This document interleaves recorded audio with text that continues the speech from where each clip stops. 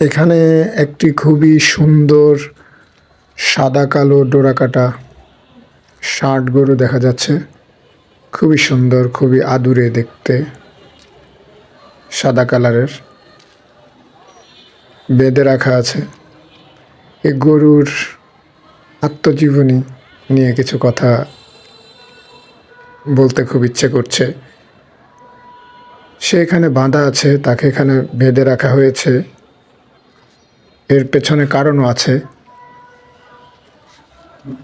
কিছু পানীয় বা কিছু খাবার তার সামনে রাখা ছিল, হয়তো সে খেয়ে শেষ করেছে।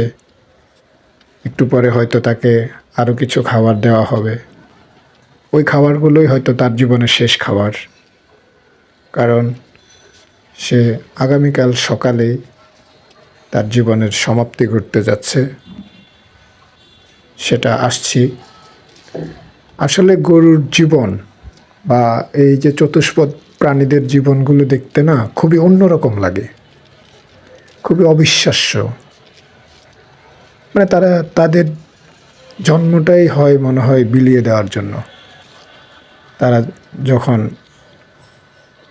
গাভী হয় তখন তারা আমাদেরকে কতভাবে উপকার করে দুধ দিয়ে। আবার যখন তারা হালের ষাঁড় হয় তারা আমাদেরকে চাষবাস করে, আমাদের কৃষকদের কতভাবে উপকার করে। এবং শেষ তারা যখন আমাদের জন্য জবাই হয় তখনও তাদের মাংস ভক্ষণ করে আমরা এরপরে তাদের গায়ের চামড়াটা পর্যন্ত আমরা নানানভাবে আমাদের নানান কিছুতে আমরা ব্যবহার করে থাকি, জুতা, ব্যাগ থেকে শুরু করে অনেক কিছু।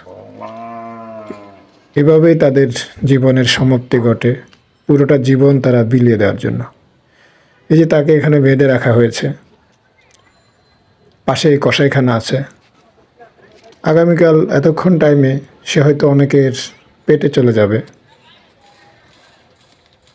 কত সুন্দর, কি মায়াবী, দেখতে কতই না সুন্দর। আল্লাহ তাকে কবুল করুক। ধন্যবাদ সবাইকে।